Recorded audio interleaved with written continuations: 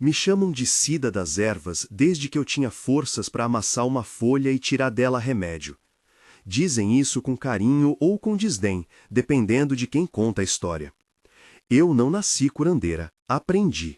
Aprendi com minha avó, que fazia chás para febre e rezava com as mãos cheias de cheiro de alecrim.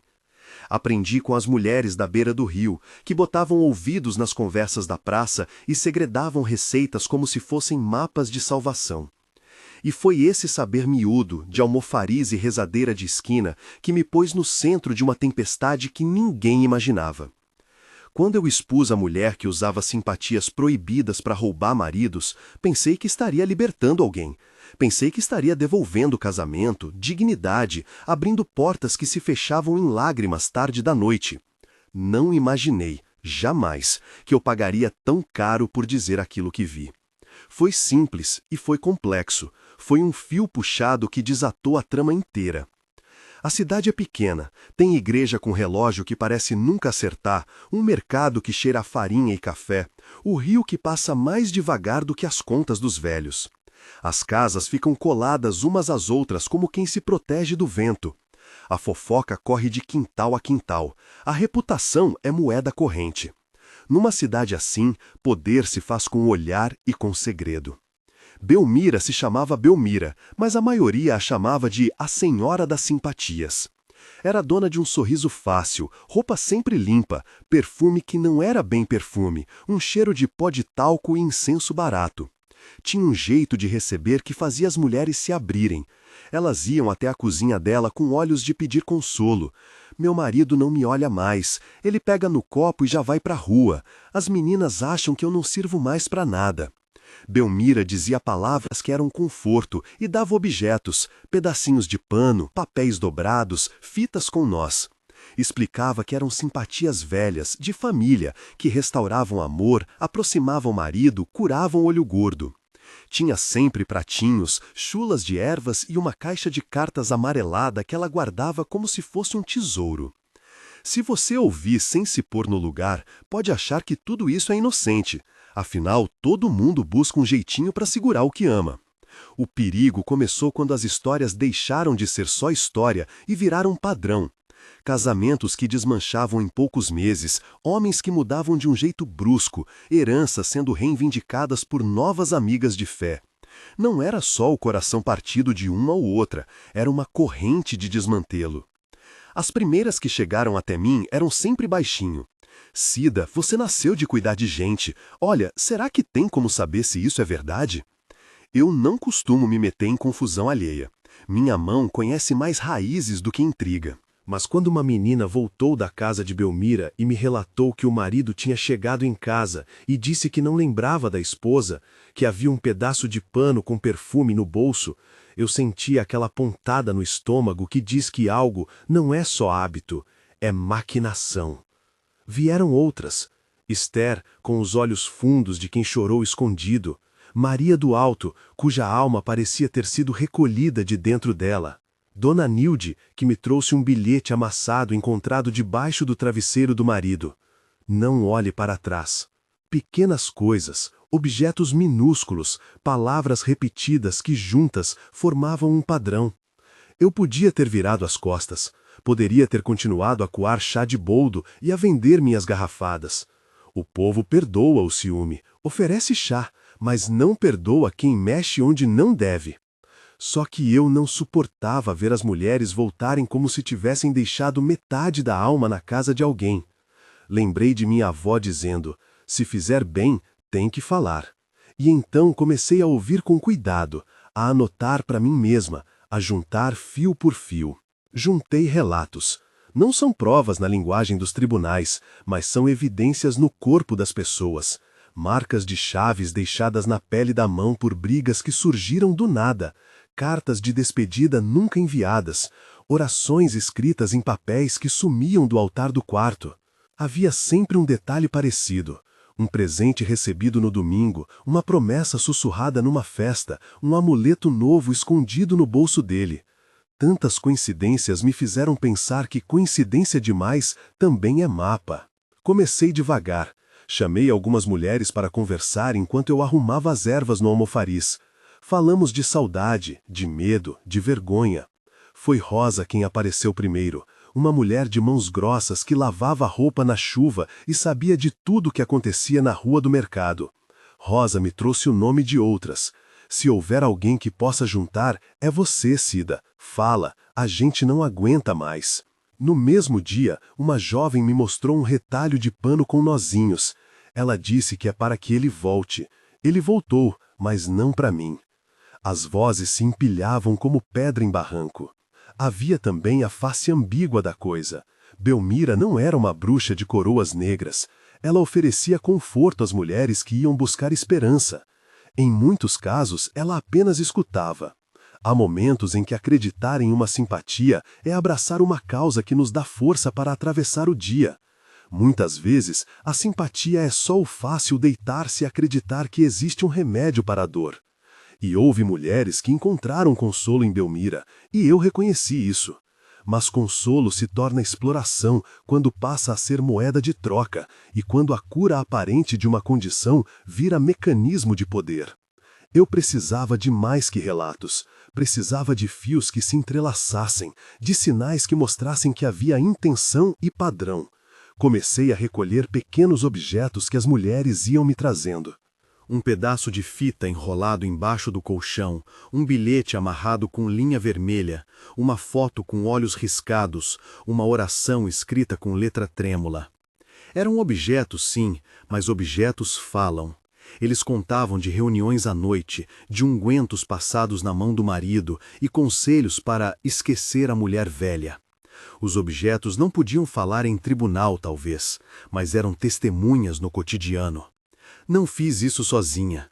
No meu olhar sobre a cidade, precisei de alguém que soubesse ler além das palavras. Zefa, que trabalhava na feira e tinha uma cabeça de estrategista. Zefa nunca foi de muitas palavras, só de atos. A gente vai juntando e depois apresenta, ela disse. Apresentar onde? Para quem? Perguntei. Pro padre? Pro vereador? Pelo rádio? A verdade não se sustenta sozinha, precisa de lugar onde a gente possa gritar junto. Havia nela a coragem prática que faltava em mim. O dilema que eu encarava não era simples. Denunciar uma mulher que exercia simpatias significava, ao mesmo tempo, abrir a caixa de Pandora de coisas que a comunidade preferia manter em silêncio. Sabíamos que Belmira tinha quem a protegia. Gente de influência, um ou outro político que gostava de poder pessoal, talvez até alguém do altar que via nela um jeito de canalizar o povo. A nossa cidade tinha olhos fechados para certas coisas quando isso causava conforto a alguns. Perguntei-me, e se, ao expor, eu desencadear um vendaval que levará más consequências para outras mulheres, que agora dependem de Belmira para pão, para palavra amiga? E se a exposição deixasse renda sem costura? Havia também a questão do que significa simpatia proibida. O termo vinha de boatos e de medo. Para algumas pessoas, qualquer prática que mexesse com o laço conjugal era proibida. Para outras, só quando havia intenção clara de desunião. Eu, que sempre mediava a dor com uma colher de pau, sabia que intenção se prova com um fio duro. E eu vi fios duros, cartas pedindo favores que não existiam, promessas de segredos que depois viravam chantagem. Havia também uma cena que me perturbou. Uma noite, numa rua lateral, ouvi, de uma janela entreaberta, risos e o som de moedas tilintando. Saí e vi duas mulheres saindo de casa, puxando uma terceira. O marido da terceira seguia com um olhar perdido, a mão na barra do casaco como se segurasse algo que não era dele. Que tipo de consolo é esse que empurra outros para a ruína? Fizemos o que podíamos. Zefa gravou depoimentos em caderno. Eu colei pedaços de papel em um caderno velho. Outras mulheres deixavam papéis nas minhas plantas secas e eu guardava como se fossem pétalas de planta rara. Não agimos como justiceiras, e afirmo isso porque a cidade tem pouca paciência para quem inventa monstruosidade. Cada ação foi medida. Conversamos com advogados amigos. Havia um na cidade grande, Dr. Paulo, que arriscou ouvir as primeiras palavras e dizer que precisávamos de material para procurar jornalistas ou fazer queixa formal. Mas a lei pesa, e provas são coisas frias que não se formam de dor. No campo, a lei não entra a não ser que se coloque ladrão no mesmo telhado. O que tínhamos eram relatos e objetos. A dúvida, claro, era se expor resolveria ou complicaria tudo. Zefa dizia, se você não fala, quem fala? Se a gente não der um passo, as mulheres que morrem aos poucos na sua casa continuam morrendo. Eu pensava nas meninas que vieram a mim chorando e respondi com outra pergunta que eu mesma não sabia responder direito. Quem vai assegurar que elas não percam mais do que já perderam? Era um risco calculado e um peso no peito. Decidi que expor era uma obrigação moral, não por heroísmo, mas por conta daquelas noites em que ouvi gritos abafados e um choro que sabia que não era de dor física só, era de alma. Lembrei das palavras da minha avó, verdade dita cedo evita que o fogo pegue. E assim, numa manhã de domingo, quando o sol estava baixo e o mercado se enchia de vozes, eu falei. Fui até a praça. O sol do fim de tarde batia no relógio da igreja e fazia uma mancha dourada no meu almofariz. Disse que tinha algo que precisava ser dito. As pessoas começaram a me olhar como quem procura ver se eu estava bem. Eu trouxe os papéis, as fitas, o retalho de pano, a oração com letra trêmula. Chamei as mulheres que haviam me contado as histórias e pedi que falassem. Não foi um espetáculo feito para humilhar ninguém. Foi para mostrar que havia um padrão. Falei com o corpo pesado, porque sabia que o peso viria depois. Duas coisas aconteceram ali que eu não esperava. Algumas pessoas ouviram com alívio e gratidão, as que já desconfiavam e se sentiam vindas à luz. E outras vieram com olhos duros, como se eu tivesse profanado um altar. Belmira estava na missa quando as primeiras acusações começaram a ser sussurradas. Não a vi chegar, mas ouvi seu nome várias vezes como pedra lançada num tanque. Essa é a dinâmica das pequenas cidades. Uma palavra dita em praça pode virar sentença se a maré ajudar. Foi aí que coloquei um pedido no ar, e faço o pedido a você que me ouve agora. Se quer saber por que paguei caro por dizer a verdade, fica comigo até o fim. Não é pedir de comerciante, é de quem tem algo a contar e precisa que alguém escute até o último fio da história. A decisão de falar me trouxe aliados inesperados. Um repórter da rádio local, Roberto, um homem que costumava narrar jogos de futebol com o mesmo ardor, veio ouvir. Isso é gigante para nossa cidade, disse ele, com a caneta pronta. Trouxe também a imagem da cidade para além dela, porque a notícia vai e volta, e às vezes toca instâncias que fazem pressão. Houve ainda o padre Jorquim, um homem que eu honestamente não julgava de fácil inclinação, que me chamou devagar no pátio da igreja e falou: Cida, precisamos ouvir todas as partes. Esse foi um convite para a possibilidade de justiça, que naquela hora parecia ainda um caminho estreito. E vieram os inimigos. Não inimigos no sentido de homens armados com revólver, mas inimigos de reputação. Pessoas que começaram a me olhar como se eu fosse quem desarmou o quinhão. Quem é você para mexer nisso? Você quer fama? Você quer tirar proveito? Dissimulados, vinham até minha porta e diziam: Você sabe que mexer com isso é perigoso, cuidado.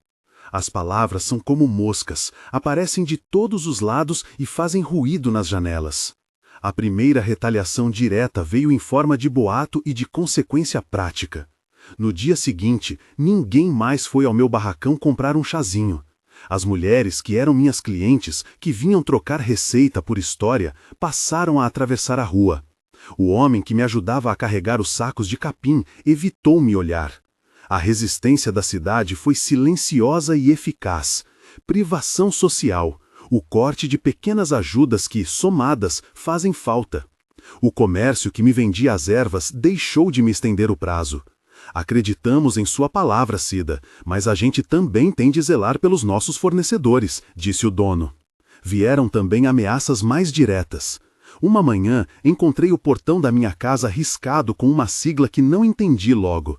À noite, uma pedra acertou a janela da cozinha e deixou um buraco pequeno, redondo, que até hoje me parece um olho que me observa. Alguém me lançou um bilhete sem assinatura. Fica fora disso. Incrível como o anônimo sempre ganha coragem. Sabia que aquilo era só o começo. Houve quem dissesse que eu provocara tudo com meu orgulho. Houve quem me chamasse de mentirosa, de aguaceira, de mulher que inventa caso para ter notícia. Palavras. Mas as palavras se transformaram em consequência concreta. Perder clientes, reputação manchada, a distância de gente que eu amava. Paguei com pão, paguei com sorriso, paguei com dias livres para plantar quiabo. Paguei com o redesenho da minha rotina. Nunca me faltou coragem, mas custou. E o preço não foi só material. Quando escutei a voz do meu filho menor me dizer: "Mamãe, por que todo mundo fala de você?", senti que a tempestade invadira nossas coisas simples. Numa audiência improvisada na praça, Belmira apareceu com uma calma que me deu calafrio. Vestia ao saco de linha que nem parecia ter dobras de culpa.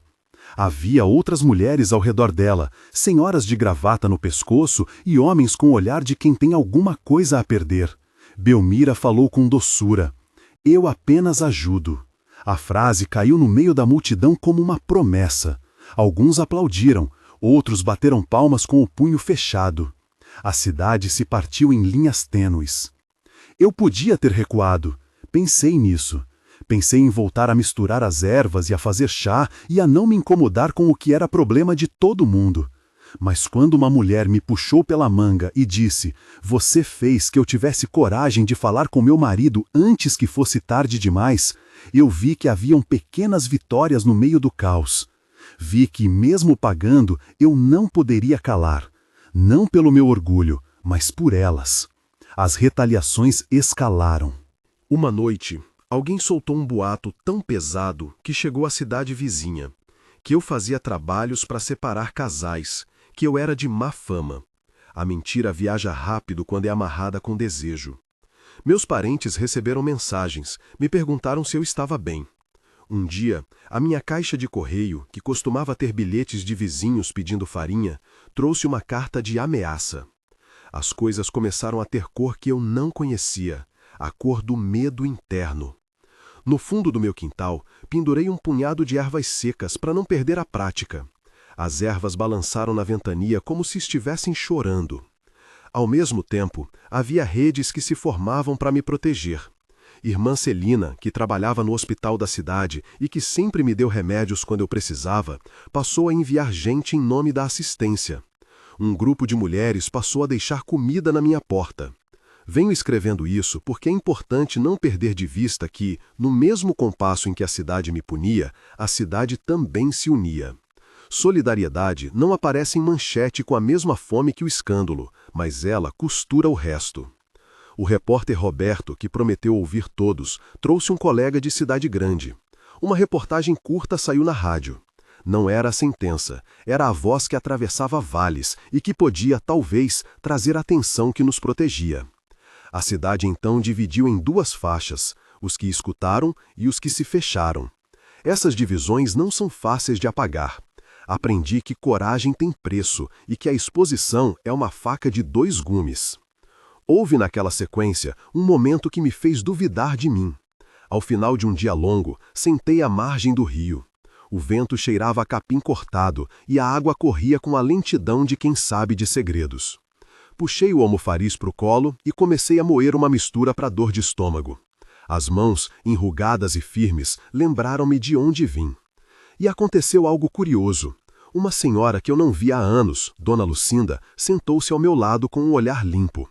"Você foi corajosa", ela disse, "mas você sabia que gente grande não gosta de ser contrariada." Nessa frase havia acolhimento e aviso. Eu sabia que, de ali para diante, nossa cidade poderia ser outra, ou ficar do mesmo jeito, mas suja por dentro. Naquele momento, tive a clara noção de que expor Belmira não era apenas derrubar uma figura, era arrancar o véu de uma rede inteira. E redes têm nós que se sustentam com medo, com silêncio, com aceitar o que se diz conveniente. Ao puxar esse nó, eu havia exposto o tecido que cobria vergonhas maiores, conivência de quem deveria zelar, omissão de quem tinha autoridade, cumplicidade de quem lucrava. Nunca pensei que uma história sobre simpatias tivesse tantos ecos de poder. Simpatias em si não são invenção, fazem parte das nossas vidas. É o que se faz com elas que define se são cura ou ferida. Eu vi o outro lado, a manipulação que se disfarça de afeto. Vi também que o que a gente chama de crime nem sempre cabe em um artifício legal. Vimos machucados que não são sangramentos chamados de ferida aberta, mas sim de amputação de confiança. Após a praça, vieram reuniões, conversas noturnas, documentos amassados, promessas de "vamos investigar". A roda girou. A coisa que começa com um bilhete, às vezes chega até a mesa de quem tem mais poder, mas o poder também tem mãos que selam. Quando acreditávamos que algo mudaria, as portas se fecharam em determinados lugares. A proteção chegou tímida de alguns e forte de outros que, de repente, mostraram as suas próprias rachaduras. Em certas noites, sentava-me e contava as perdas, clientes perdidos, olhares cortantes, a janela quebrada. Pagava com aquilo que tinha, mas havia outra cobrança que me assombrava, a dúvida sobre as consequências mais amplas. E aí, numa manhã cinzenta, quando eu achava que a poeira poderia baixar, aconteceu algo que deixou a cidade ainda mais inquieta. Um envelope com fotos apareceu no parapeito da minha janela. Fotos simples, tiradas de longe, um homem entrando na casa de Belmira de madrugada, um prato com remédio que não era para cura, um símbolo desenhado numa folha. A foto dizia: "Eu vi, agora você sabe". Não sou de acreditar que imagens bastem, mas imagens têm fome de serem lidas, elas pedem análise. Zefa olhou as fotos com um olhar que misturou raiva e plano. "Isso dá algo maior", ela murmurou. "Se a gente levar isso ao repórter que veio, se a gente juntar com o que tem..." Havia possibilidade, havia risco. Saber que alguém fotografou, que alguém documentou, era tanto um sinal de proteção quanto de perigo. Quem fotografa tem atenção, quem fotografa pode também ser manipulado. Foi ali, com as fotos na janela e o rumor crescendo nas ruas, que senti que a história tomava vida própria. Quando você acende uma vela, a chama atrai inseto e vento. Ela ilumina, mas também chama a atenção. Eu acendi uma vela com intenção de clarear o que estava às sombras. A chama, porém, ficou exposta aos sopros do mundo. Não vou terminar essa parte da história aqui. Ainda há muito a se dizer. Sobre os encontros no boteco, sobre a oferta inesperada de um advogado da cidade vizinha, sobre o momento em que um homem de rosto conhecido me chamou para conversar e, ao final, deixou cair um sorriso que parecia prometer retaliação, sobre a assembleia que quase virou briga e sobre a noite em que alguém acendeu um fogo simbólico na frente da casa de Belmira como aviso. Há também a voz das mulheres que começaram a se organizar, que marcaram um encontro secreto à margem do rio, para não serem escutadas pela cidade inteira. E há, claro, o preço que continuei pagando: isolamento, medo e, ainda assim, a mesma convicção de que não calar era necessário. Mas se cheguei até aqui foi por uma razão simples: falar me custou muito e custou também a outras. Ainda assim, no meio desse rompimento, nasceu algo que eu não esperava ver tão cedo. Um pequeno grupo de mulheres que decidiu que não aceitariam mais perder suas vidas aos poucos, que se reuniriam numa casa emprestada para aprender a se proteger sem depender de promessas milagrosas. Elas pediram que eu ensinasse a fazer xaropes, que eu ensinasse a ler um bilhete suspeito, que eu contasse como juntar provas. E assim fomos costurando um plano que poderia nos levar à justiça, ou a mais dor. Havia, nessa construção, um fio tênue de esperança. Quando fechei a porta naquela noite e pus o almofariz de volta no armário, as ervas ainda exalavam. Eu juntei uma pequena trouxa e levei para a janela, para que o vento levasse o cheiro e dissipasse um pouco da inquietação. Ainda não sei o que o futuro trará. Sei que paguei. Sei que pagarei mais. Sei também que, no meio do preço, algo novo começou a nascer. O rio não volta ao que era, depois que se mexe nele com forças alheias. Mas o rio continua a correr, e há sempre lugar para secar a roupa e olhar o reflexo e pensar no que foi perdido e no que se pode salvar. A história não termina com a pedra na janela. Ela segue com vozes, com decisões, com noites em claro e com quem se aproxima para ajudar. No meio disso tudo, aprendi de novo que coragem é problema. Quem a tem, arrisca muito. Quem a tem, também pode ser a ponte para outras. E então veio a manhã em que o rádio anunciou que uma equipe da cidade grande estaria vindo para ouvir os depoimentos. No ar, a palavra investigação bateu mais forte. A cidade prendeu a respiração. Não sei ainda se aquilo nos protegerá ou nos arrastará para mais briga. Sei apenas que o custo aumentará. E enquanto isso, uma folha de papel azul ficou sobre a mesa, com um recado simples: cuidado com quem confia. Fui dormir sabendo que a luz que eu acendi não poderia mais ser apagada por minhas mãos. Ela seguiria, com possibilidade de clarear o que estava na penumbra ou de queimar, sem dó, os móveis da casa que eu tanto quis conservar. Os repórteres chegaram numa manhã cinzenta, como se tivessem trazido o clima de fora junto nos equipamentos. Roberto veio com o caderninho já habituado e mais 2 jovens de cidade grande com câmeras e microfones que brilhavam ao sol fraco. Quando abriram o porta-malas e estenderam os fios, senti na pele o mesmo arrepio que sinto quando a chuva vem de súbito. Depois que molha, nada fica igual. Gravamos depoimentos à beira do mercado, onde o cheiro do café se misturava com ervas secas. As mulheres falaram baixinho, olhando o chão e depois o rosto umas das outras, como quem devolve coragem por partes. Zefa leu do caderno as histórias que havia colhido, com a voz que não tremeu. Rosa falou com a simplicidade de quem não confunde coragem com espetáculo. Havia lágrimas, havia riso nervoso. O repórter anotou, pediu para repetir, soprou. Fiquem à vontade, vou levar isso para quem precisa ouvir. Eu senti que, naquele momento, o caso saía do quintal e caminhava por ruas que nunca mais seriam as mesmas. A matéria saiu na rádio no final da tarde. A voz que conhecíamos por narrar futebol soou diferente quando leu nossos nomes. Não era mais só uma notícia, era próximo, era humano. A reportagem trouxe atenção. Chegaram ligações de outras cidades, chegaram perguntas de gente que dizia ter passado pelo mesmo. Essa onda de atenção trouxe proteção, porque não é a mesma coisa ser uma voz isolada que ser um falante com eco. Mas trouxe também olhos maiores sobre nossa cidade, e isso acendeu quem preferia manter o pano estendido sobre a sujeira. As reações foram imediatas e diversas. Havia quem me telefonasse para agradecer, vizinhas que, no cotidiano, me haviam conhecido apenas pelo cheiro das ervas que deixava no vento. Vieram cartas anônimas com palavras cortantes. Apareceram panfletos com perguntas retóricas. Quem te deu o direito de julgar minha fé? Era como se a própria cidade tivesse 2 línguas agora, a da solidariedade e a da raiva. A cada manhã eu acordava e escaneava a rua à procura de sinal. Uma janela fechada demais, um silêncio na feira, o menino do armazém que não mais me servia com o mesmo sorriso. O repórter grande trouxe também um advogado que conhecia processos e dizia que o passo certo era registrar queixa. Dr. Paulo, amigo que costumava ajudar em assuntos do campo, orientou que juntássemos tudo o que tínhamos: fotos, bilhetes, depoimentos escritos, objetos. Ele veio uma tarde e ficou calado por um tempo, folheando o caderno onde as mulheres haviam deixado as suas versões do mundo. Isso é trabalho de paciência, disse. Não é coisa que se resolva num sol de domingo. Ele falou de medidas que podiam abrir portas, não promessas de sentença, mas de investigação.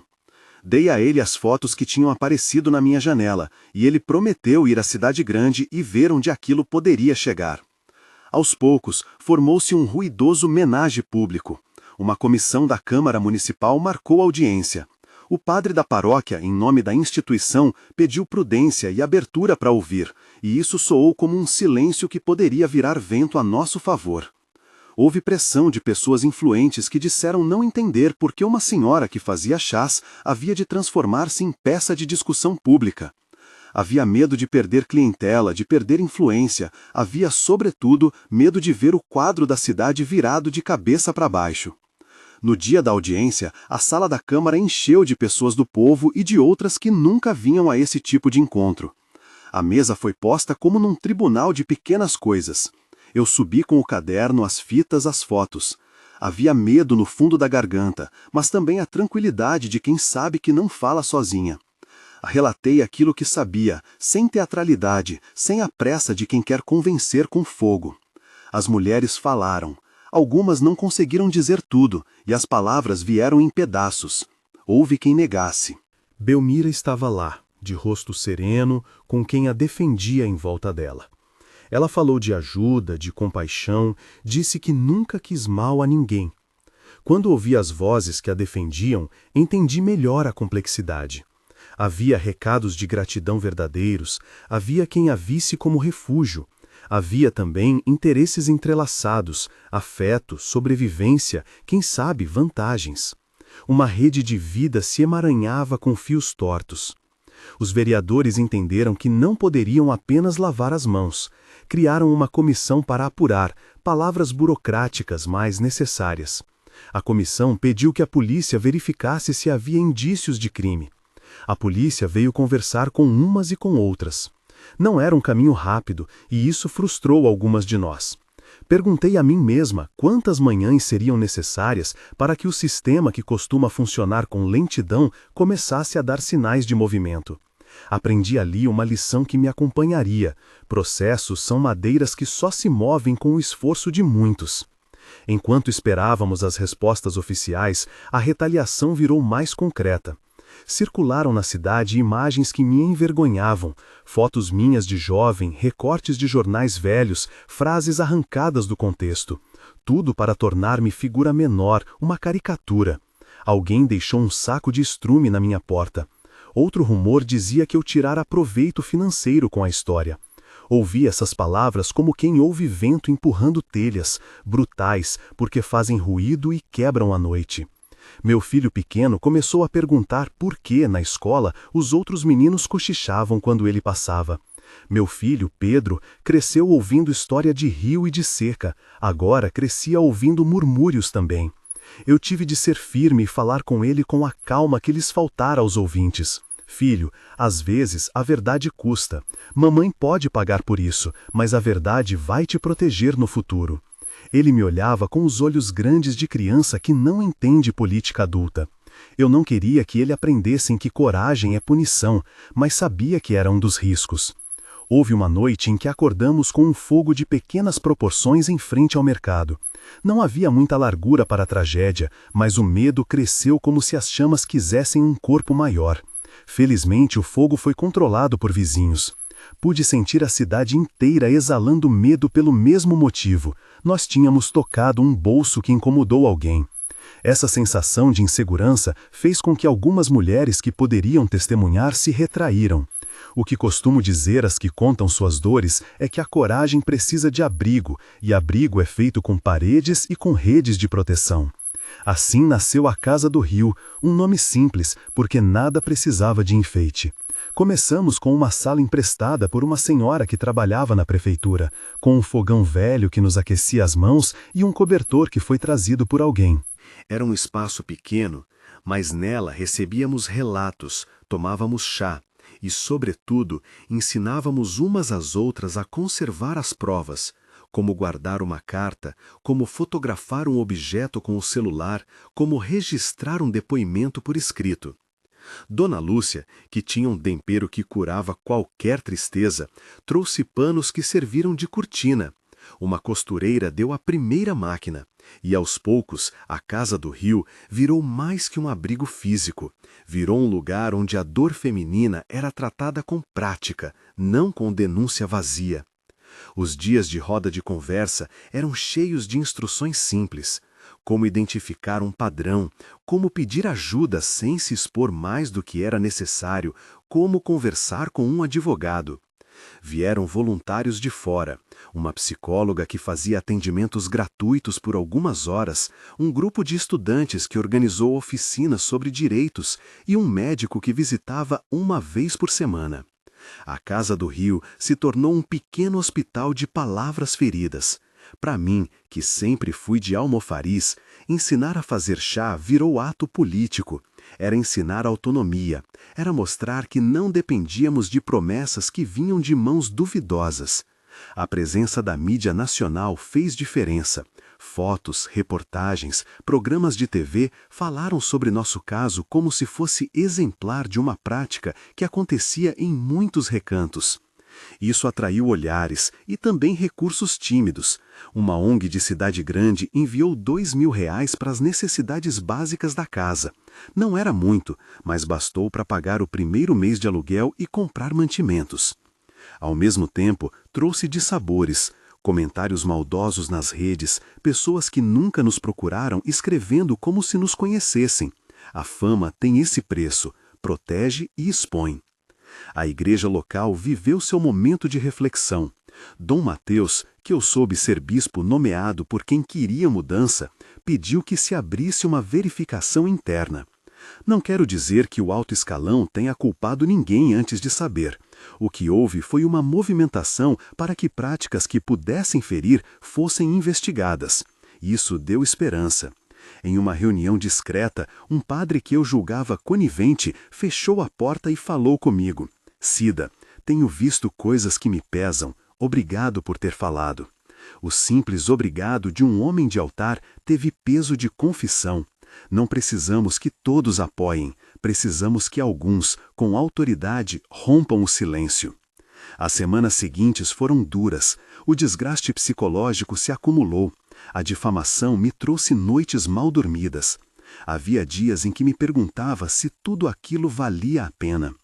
Vi que pagar não era somente a perda de clientela, era também a perda de amigos, de noites de repouso, de serem vistas com normalidade no mercado. No entanto, também vi a formação de um futuro diferente. Algumas mulheres que antes voltavam aos seus lares em silêncio, agora se inscreviam nas oficinas da Casa do Rio para aprender a costurar, a fazer contas, a documentar. Houve quem afirmou que a cidade estava melhor por ter o assunto às claras. Houve quem me mandou cartas de censura dizendo que isso traz vergonha. Eu entendi. Mudar costumes custa.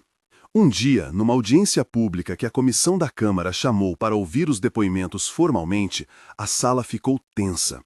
Pessoas que nos apoiavam sentaram ao meu lado, outros se insurgiram. Na hora em que falei, a voz saiu baixa e firme. Trouxe as provas que tínhamos, as fotos, os bilhetes, as fitas. Não eram provas para derrubar o mundo, eram provas para mostrar padrão. Havia ali algo maior do que uma disputa entre vizinhas. Havia uma cultura que tolerava certos arranjos e os mantinha opacos. Quando terminei, houve silêncios longos. O relator da comissão prometeu encaminhar para instâncias cabíveis. Não fizemos justiça naquele dia, mas abrimos um corredor por onde os fatos seriam estudados. As consequências pessoais continuaram. A casa de um dos apoiadores foi atacada em anúncios na cidade. A própria Belmira sofreu, e isso me doeu, o ostracismo de quem não tem mais os aplausos que costumava obter. Não desejo que as pessoas vivam como presas sociais, desejo que elas respondam por atos que causam dano, mas também desejo que se possa entender o que levou alguém a ser ponto de atração. Não houve quem afirmou que a cidade estava melhor por ter o assunto às claras. Houve quem me mandou cartas de censura dizendo que isso traz vergonha. Eu entendi. Mudar costumes custa. Um dia, numa audiência pública que a comissão da Câmara chamou para ouvir os depoimentos formalmente, a sala ficou tensa. Pessoas que nos apoiavam sentaram ao meu lado, outros se insurgiram. Na hora em que falei, a voz saiu baixa e firme. Trouxe as provas que tínhamos, as fotos, os bilhetes, as fitas. Não eram provas para derrubar o mundo, eram provas para mostrar padrão. Havia ali algo maior do que uma disputa entre vizinhas. Havia uma cultura que tolerava certos arranjos e os mantinha opacos. Quando terminei, houve silêncios longos. O relator da comissão prometeu encaminhar para instâncias cabíveis. Não fizemos justiça naquele dia, mas abrimos um corredor por onde os fatos seriam estudados. As consequências pessoais continuaram. A casa de um dos apoiadores foi atacada em anúncios na cidade. A própria Belmira sofreu, e isso me doeu, o ostracismo de quem não tem mais os aplausos que costumava obter. Não desejo que as pessoas vivam como presas sociais. Desejo que elas respondam por atos que causam dano, mas também desejo que se possa entender o que levou alguém a ser ponto de atração. Não havia entre nós um desejo de vingança, havia um desejo de responsabilização. Ao puxar a ponta do novelo, não imaginamos quanto tecido se abriria. Algumas das mulheres que haviam perdido maridos conseguiram, com o tempo, retomar a vida. Não todas. Algumas foram até falar com os maridos. Algumas decidiram permanecer sozinhas e reconstruir. Uma delas, que eu chamo de Joana, criou uma pequena banca de doces que prosperou com um público que se comoveu com sua história. Ter uma ocupação digna foi, para muitas, o caminho de volta à autoestima. Eu mesma, que havia perdido clientes, encontrei outros espaços. Passei a dar aulas de preparação de xaropes e conservas na Casa do Rio. Quem ia aprender vinha com histórias. Quem aprendia, ensinava a outras. Com o avanço das investigações, houve, esporadicamente, incursões que desmontavam peças de uma engrenagem maior. Promessas feitas em troca de favores, acordos de silêncio, favores trocados por afeto. A autoridade municipal teve de reconhecer que havia vulnerabilidades que precisavam de políticas públicas. Uma pequena verba da prefeitura foi destinada ao financiamento do abrigo por alguns meses. Nem tudo funcionou como devíamos, mas foi sinal de que algo mudava. A cidade, antes passiva, começava a mensurar as feridas. Passei por represálias que doeram e que me marcaram de modo íntimo. Recebi uma intimação, não lembro se por inveja ou por confusão, que pedia esclarecimentos sobre minhas práticas. Tive de explicar que meu trabalho com ervas não é charlatanismo malicioso, é cuidado ancestral. Houveram dias em que fui chamada para depor, fui examinada por quem me via como suspeita tão logo como uma voz desconcertante. Sejamos claros. Denúncias mexem com poder e, por vezes, com reações de retaliação que procuram inverter culpados. Por isso insisti em coletar evidências com cuidado e em nunca transformar nossa luta em mera caça. Ao mesmo tempo, o processo de exposição trouxe frutos que não imaginávamos. A Universidade da Cidade Grande, com quem um dos repórteres havia conversado, enviou um grupo de antropólogas para estudar o fenômeno das práticas populares no campo. Elas vieram com olhos acadêmicos, mas o que trouxeram à Casa do Rio foi atenção e documentação que ajudaram a montar um dossiê. Esse dossiê foi repartido com advogados, com a comissão da Câmara e com uma rede de proteção de uma ONG que veio com a experiência de outras realidades. A ciência, a lei e o cuidado se encontraram em torno de um mesmo objeto: proteger quem era frágil. Houve, também, a construção de uma rede de denúncias anônimas que permitia às mulheres entregarem provas sem se exporem de modo direto. Não é uma solução perfeita, muito longe disso, mas deu segurança a quem precisava. A solidariedade se mostrou na prática. Um grupo de mulheres de outra cidade veio nos visitar e trouxe tecidos e máquinas de costura, prometendo ajudar a treinar quem quisesse aprender ofício. Isso multiplicou. Sejamos claros, denúncias mexem com poder e, por vezes, com reações de retaliação que procuram inverter culpados. Por isso insisti em coletar evidências com cuidado e em nunca transformar nossa luta em mera caça. Ao mesmo tempo, o processo de exposição trouxe frutos que não imaginávamos. A Universidade da Cidade Grande, com quem um dos repórteres havia conversado, enviou um grupo de antropólogas para estudar o fenômeno das práticas populares no campo. Elas vieram com olhos acadêmicos, mas o que trouxeram à Casa do Rio foi atenção e documentação que ajudaram a montar um dossiê. Esse dossiê foi repartido com advogados, com a comissão da Câmara e com uma rede de proteção de uma ONG que veio com a experiência de outras realidades. A ciência, a lei e o cuidado se encontraram em torno de um mesmo objeto: proteger quem era frágil. Houve também a construção de uma rede de denúncias anônimas que permitia às mulheres entregarem provas sem se exporem de modo direto. Não é uma solução perfeita, muito longe disso, mas deu segurança a quem precisava. A solidariedade se mostrou na prática. Um grupo de mulheres de outra cidade veio nos visitar e trouxe tecidos e máquinas de costura, prometendo ajudar a treinar quem quisesse aprender ofício. Isso multiplicou pequenas independências. Os meses viraram anos. A Casa do Rio foi se solidificando. Não digo que tudo foi simples. A casa viveu dias de miséria e de glória, de calor humano e de disputa por espaço. Vez por outra, alguém batia na porta para dizer que estava arrependida. Outras vinham para discutir processos legais.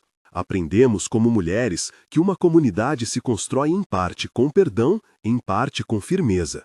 E eu aprendi que denunciar não é um ato de ódio, mas de cuidado coletivo. Belmira, que fora ao centro da tempestade, se recolheu.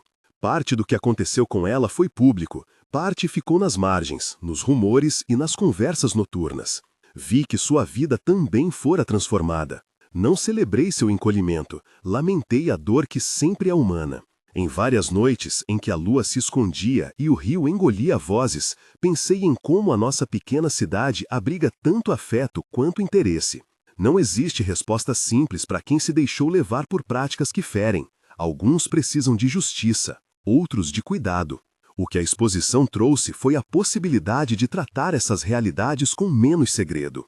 Com o tempo, certas medidas foram sendo tomadas. Uma linha de apoio foi criada pela prefeitura, pequena, mas sinal de que havia escuta. Havia promoção de oficinas em parceria com a universidade e a ONG, e a comissão municipal produziu um relatório que pedia atenção a práticas que usassem vulnerabilidade alheia como moeda. Nenhuma dessas coisas garantiu finais fáceis, mas foram passos para que as próximas mulheres encontrassem menos portas fechadas.